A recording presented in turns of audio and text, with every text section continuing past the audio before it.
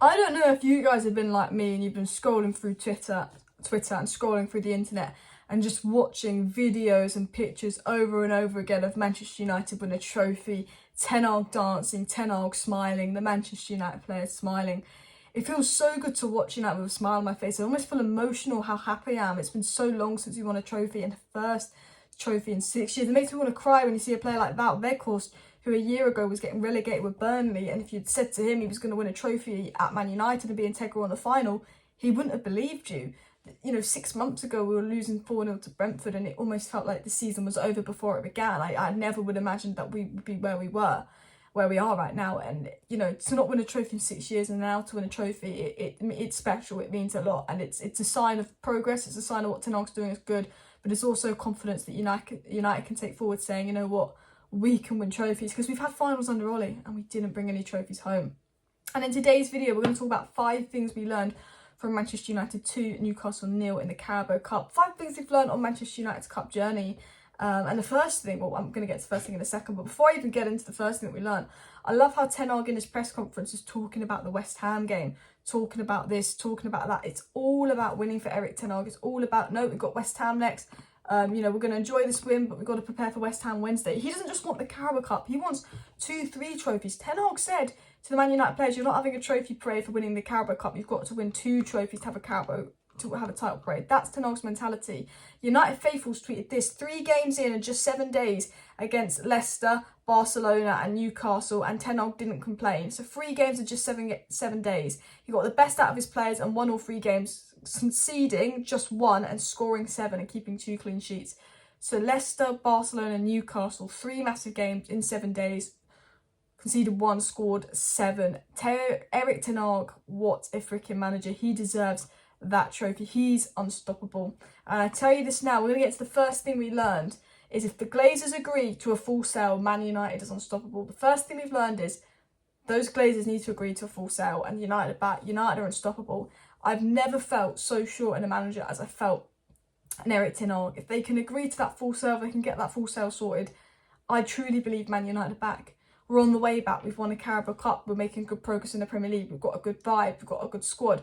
We're doing well in the Premier League. But if the Glazers stay, they don't back Ten Hag, and rivals get backed and improve, when you don't give Ten Hag the striker and midfield he wants and the other players he wants to continue with his rebuild, things will start to go down. We're doing really well with what we have, but people will tire.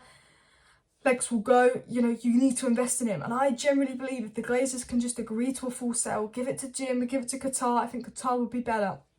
United would be on the way back if they have an owner that cares. Because Avi Glazers go into the match and then go into the dressing room and all of that and pretending he cares. And you're just doing that for PR. You're just doing that to improve your relationship with the fans, because you want to stay now we're playing well. You want to stay because you see United playing well and you realise they can make more money. But please, if you care about United, go. Because Erik Ten Hag, I genuinely believe, will take United back to the top.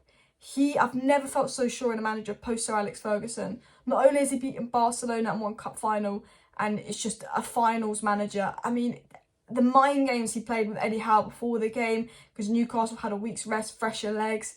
The way he's able to manage the big games, the subs versus Barcelona won the game. The sub today, Wan-Bissaka, was monumental. He gets the subs right. No team has got more goals off the bench than United, 19. And we don't even have the best depth in the Premier League. It really shows that he's a smart manager. He's a good in-game manager. Imagine what he'd do with good owners who were backing him, that were giving him the striker he wants. I thought Weghorst was brilliant today, and we'll talk about that. But imagine what Ten Hag would do if he got the striker that he wanted, the midfield that he wanted, if he completes this rebuild. Imagine if he's doing this in 6 months, what he'll do when he implements his full system, when he gets all the players he wants. Because he's improved Rashford. He's playing good football. Luke Shaw looked incredible. Everyone looked incredible. Not only has the mentality of United changed, not only did it look like a team with fighting spirit, but the whole vibe around United's changed. All of these players have got this winner attitude, and that's because of Ten Hag. All of these players are improving. United playing good football because of Ten Hag. And all we need now is the Glazers to agree to the full sale, and Man United will be back. Man United will be unstoppable. The Glazers agree to a full sale and Man United's unstoppable. I say that. If the Glazers agree to full sale, Man United is unstoppable. I genuinely believe that. Going into the second thing we learned, Wan-Bissaka, I believe, should stay at Manchester United, because I think his role and importance was seen today. I think he is the perfect backup right back, because if you've got a tricky winger like Alan St. Maximin that is causing your right back problems, To bring someone like Wan-Bissaka at half-time makes such a difference. He made 7 tackles in that second half, was man of the second half, kept Maximin quiet, who was really causing Dalot problems. Had Ten Hag's an attacking manager. He wants a right back that can play out from the press, that can push forward. And you know, Dalot is kind of that right back and he's doing all right. And maybe long-term he'll want someone to come in for Dalot. But I think as a backup, having someone like Wan-Bissaka, that's such a different alternative to Dalot, to come in to settle the nerves in games. I genuinely think we should keep Wan-Bissaka now. He's been so good since the World Cup. He played 4 minutes of football before the World Cup. We thought he was going to be sold in January. We thought we were done out. He was poor last season. And just like all the other players, Ten Hag's made him look like a good player. This is Ten Hag. Rashford was crap last season. Bruno was crap last season. Luke Shaw was crap last season. Wan-Bissaka was crap last season. But all of those players I named were very good 2-3 seasons ago, and then they became crap. Wan-Bissaka's first season was brilliant. Luke Shaw had that brilliant season, when the Euros was. Rashford had a brilliant season 2 seasons ago, so did Bruno.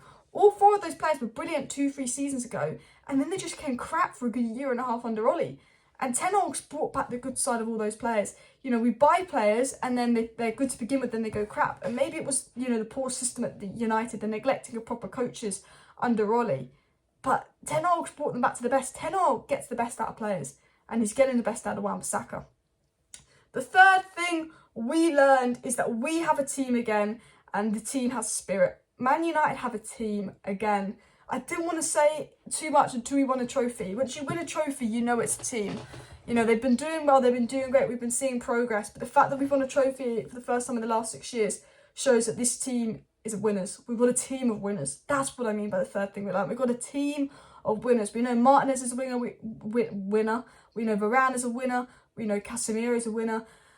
But now every single player in that team is a winner. We've got a team of winners. And when you win stuff, you get better because it gives you confidence. It gives you momentum. But when you win stuff, the psychology of going into the next final is once United win one final, you can win another final. And Ten Hag's won a lot at Ajax. He knows how to win. He's obsessed with trophies. And Ten Hag's obsession with trophies is rubbing off on the players because in their interviews they're saying, we can't wait to win another one. They're not going to stop at the Carabao Cup. They want to win another one. They're winners. We've finally got a team that wants to win trophies. But I feel like the standards of United have been so poor for the last 10 years where top 4 was celebrating. No, this team is about winning trophies. Ollie, it was about top 4 and celebrating. This team, no, we've got to win. We've got a team of winners. The fourth thing that we learned is that Weghorst played an absolutely massive role. Absolutely massive role, in my opinion. I thought he was phenomenal. I think that, in the second half he had to come off because, we were parking the bus and we needed to sit him on the break and we needed pace and he wasn't great versus Barcelona. But Weghorst, as just, a backup striker, as an understudy to obviously what we want, has done an incredible job. And Weghorst spoke about the team in his post-match interview and he plays for the team. He's a real team player. Look, he's not an individual. He hasn't got that quality like some of our other players like Rashford, Bruno, Casemiro. But he knows that Ten Hag is all about if you work hard, if you do your job for the team, if you give it your best, if you have that fighting spirit and mentality, that's all I need because I can't get the striker I want in. And he needed someone like Weghorst to come in, give it his all, press, hold up the ball, offer something different. And Weghorst is doing that. Look, imagine if we got João Felix. It would have been incredible, but we didn't. But Weghorst in the final, holding up the ball, keeping the ball well, the assist for the Rashford goal, he was integral to that win. And I think because he's not scoring goals and he's not flashy, you won't get the credit for that. But if you actually look at Weghorst from a defensive perspective, from an all-round team perspective, he was absolutely integral to that win. And he's been pretty solid at United. I wouldn't keep him. I'd sign a new striker. But he's doing the role. He's doing what's asked of him. And that's the least you can ask for. If he's doing that, that's all we need we can get that striker in. And I thought he was fantastic today, I really do. The fifth and final thing we learned is, for me, Lisandro Martinez is the future captain today after tonight. He was fantastic. Will it be yesterday because he's going out in the morning? He was fantastic. Him and Varane. People don't rate Varane. You haven't watched United this season if you do not rate Varane. Lisandro Martinez and Varane have probably been, and maybe I'm being deluded, maybe I'm being biased, but you know what? Since Brentford, since they've come in and played together, I think Varane and Martinez have been the best centre-back duo in the world this season. Maybe I'm deluded, but tell me someone you think's been better, because I think they've been better than Arsenal's duo. I really do. I think Varane and Martinez as a duo have been absolutely fantastic. This is the guy who apparently was too small to play in the Premier League, but he's everywhere. He reminds me of Vidic.